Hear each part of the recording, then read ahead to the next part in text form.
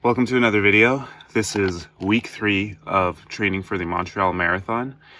My name's Orlando if you're new here. If you're not new here, welcome back. Thanks for watching. And I'm just fighting mosquitoes. This week I have a deload week. It's only week 3, which that sounds pretty early to me for a deload week, but to be fair, the intensity is ramped up pretty quickly for this training block. So it's definitely welcome. So in this video, we're going to talk about what a deload week is, what my training looks like, what's different about it, how it feels, and why deload weeks are good for you. So let's go. You might have heard the term deload week in the context of lifting. That's where I usually ran into it. And deload weeks are basically a week where you drop the intensity or you drop the volume. You give your body a chance to recover so that you can come back to your training stronger than ever, hopefully having a little mental break vacation. I don't give them to myself enough with lifting, probably, because give myself a deload in the gym when I forgot when the last time is that I had a deload. Probably not frequent enough. I've been doing fine so far. There are mixed opinions on the topic. Also, this video is about running. So in the context of running, a deload week usually shows up in a training plan, in my experience. In this case, it showed up after 2 weeks. I'm completely fine with that. I'm happy to see my volume drop this week.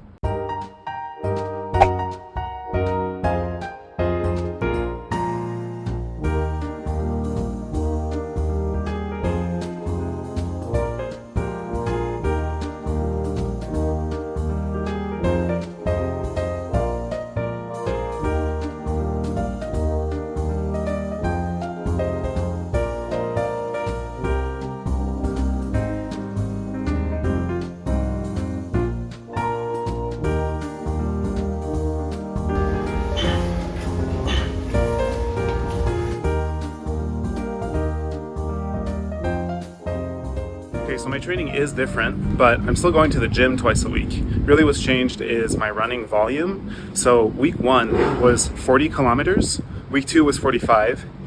This week, the deload week, is 27. And then next week, week 4, is gonna be 50 kilometers. So it's a bit of a break, basically. Bit of a break for my legs. I did just do leg press, but that's a different stimulus, you know? Still gonna stay in the gym. Also, the actual running workouts are shorter. Like my interval workouts, the first couple of weeks were like 7-8 kilometers, still on the shorter side. They're gonna get longer later in the training plan, but this week they're 5 kilometers. So they're more like, they're still intense, but they're shorter and still intense. I'm deloading for running, but that doesn't mean I'm deloading with food. So I'm still eating well, still wanna fuel myself, and I'm basically eating the same. Just because I'm training less doesn't mean I'm going to eat less. The whole point is that I'm recovering a bit extra this week, so I'm going to make sure that I'm actually eating well and continuing to eat well. That's not a problem for me because I'm always hungry.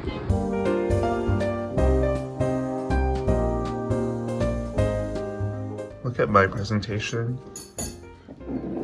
versus Eva's presentation. Not the same.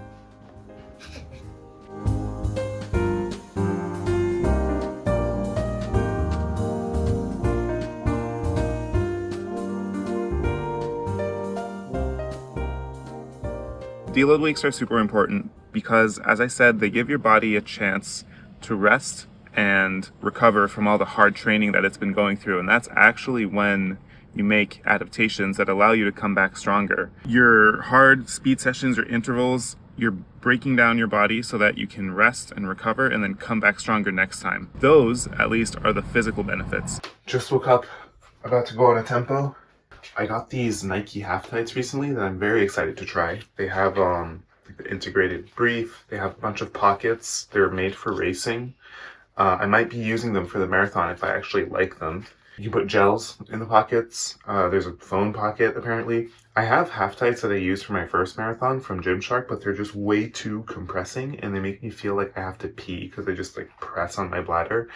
Not great. So very excited to try these. They're less expensive than some of the other Nike half tights too, because some of them are really, really expensive. So yeah, give these a try. Here are the shorts on. I like that they're not super high-waisted. They're a bit lower. I have my awesome nipple covers on because it's hot. They're not as tight, which is very good. So we're gonna try these out. I don't know how many gels they can hold, but I'm excited to test them.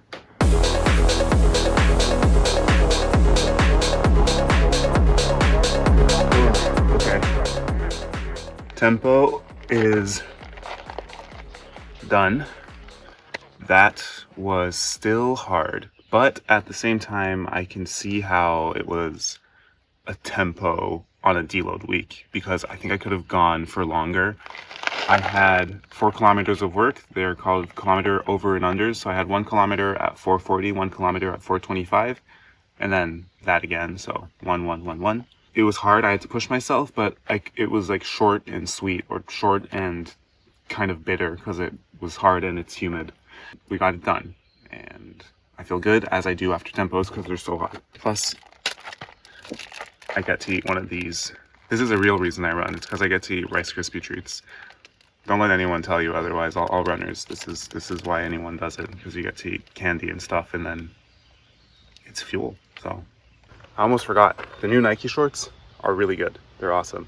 I forgot they were there, which is how I know I like something for running. If I don't forget it's there and it's bothering me, no, not okay. But in this case, super comfortable. They're light, they're stretchy, they're not too like compressy. I've already said all of this. I'm definitely getting more. Yes.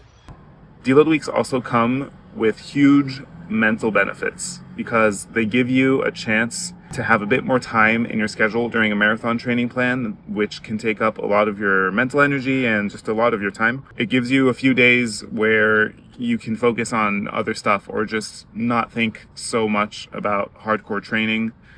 For me, it's still in the back of my mind, obviously, but it lets me kind of, take my foot off the gas pedal a bit. Only for me to turn around at the end of the week and absolutely crush said gas pedal. But that's the whole point. I know there are mental benefits. I know there are physiological benefits. I know my legs will thank me.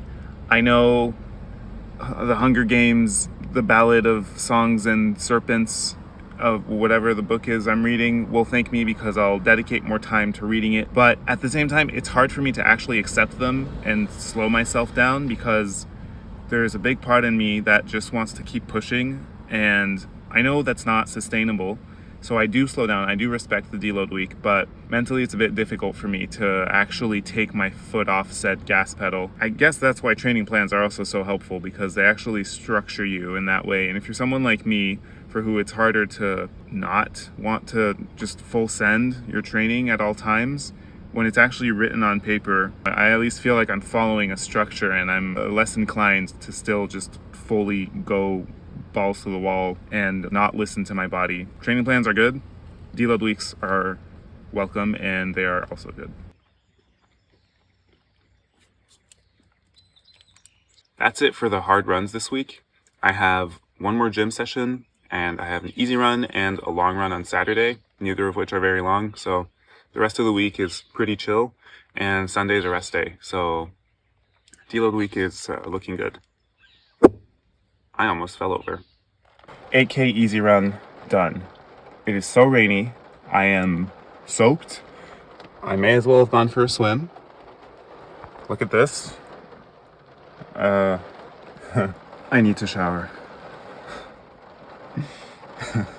That's it for this video. I hope you learned something about deload weeks. Thank you for watching. I will see you for the next one, week 4. That's not a deload week. It's a 50K week. Thanks for tuning in. Bye.